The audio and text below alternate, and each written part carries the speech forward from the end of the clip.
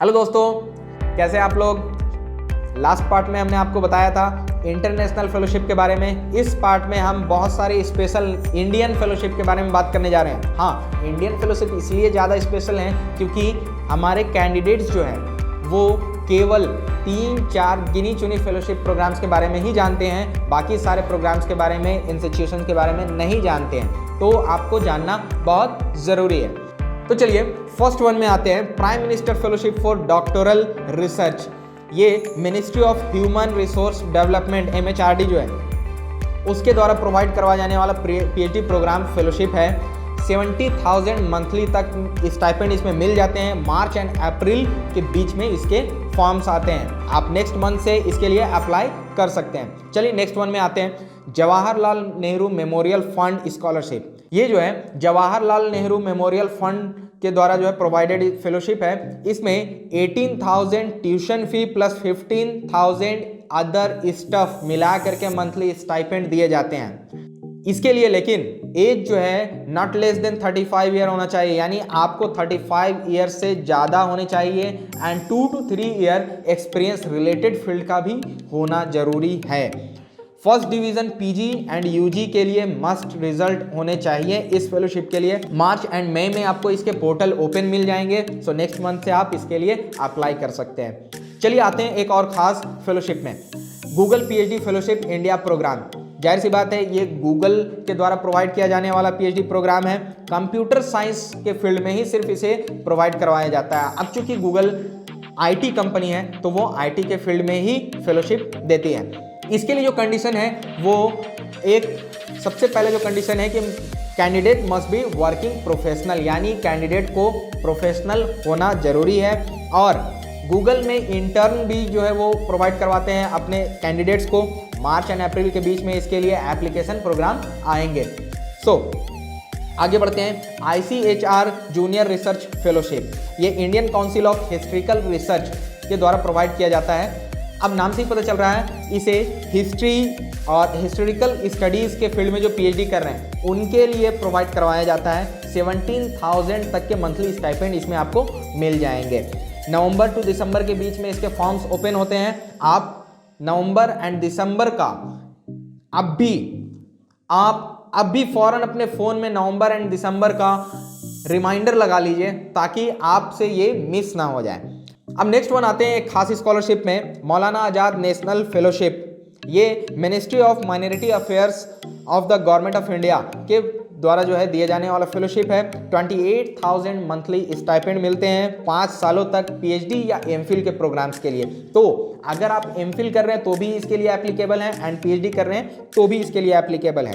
Candidate की family जो है वो 6 लाख पर एनम से नीचे की इनकम वाले होनी चाहिए, यानी आपको इनकम सर्टिफिकेट तो लगना ही लगना है। इसके लिए बस ये कंडीशन है। मई टू नवंबर के बीच में इसके फॉर्म्स ओपन होते हैं। ये इसका लेकिन इसके एग्ज़ाम्स जो है वो NTA कंडक्ट करवाते हैं, तो आपको इसके लिए अच्छी खासी तैयारी की ज़रूरत पड़ेगी। So best of luck for this fellowship. चलिए come to the next one, सबसे खास जो फेलोशिप है, जो मेरे को सबसे ज़्यादा इम्पॉर्टेंट लगती है बताना आपको और आपके लिए ये जानना जरूरी है, वो ये है FITM Ayush research fellowship scheme.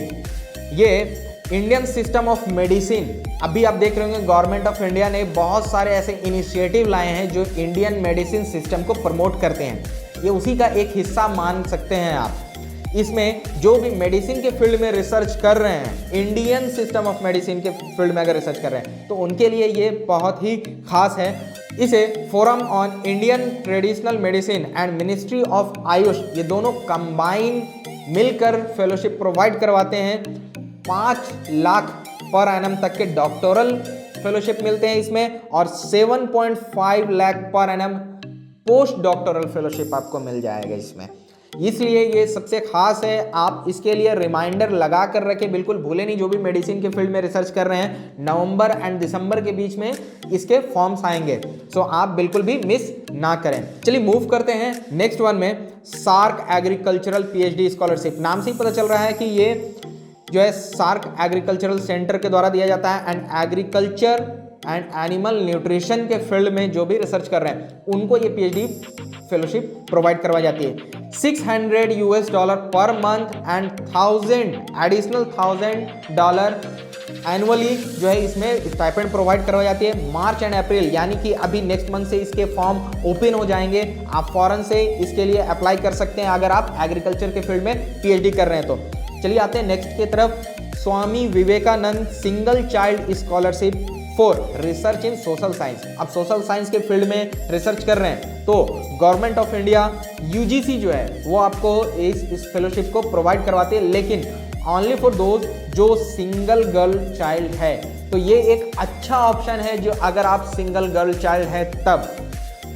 इसमें 60,000 पर एनम तक के स्टाइपेंड मिलते हैं। सबसे खास इस स्कॉलरशिप की बात है कि ट्रांसजेंडर भी इसके लिए एप्लीकेबल है। अब जो है हमारे सोसाइटी में जेंडर क्रिटिसिज्म जो है वो कम होता चला जा रहा है, उसी का एक एग्जांपल ये है कि ट्रांसजेंडर भी इसके लिए एप्लीकेबल है। आप इसके लिए फौरन से अप्लाई कर सकते हैं, लेकिन नवंबर टू जनवरी तक ही इसके फॉर्म्स ओपन होते हैं।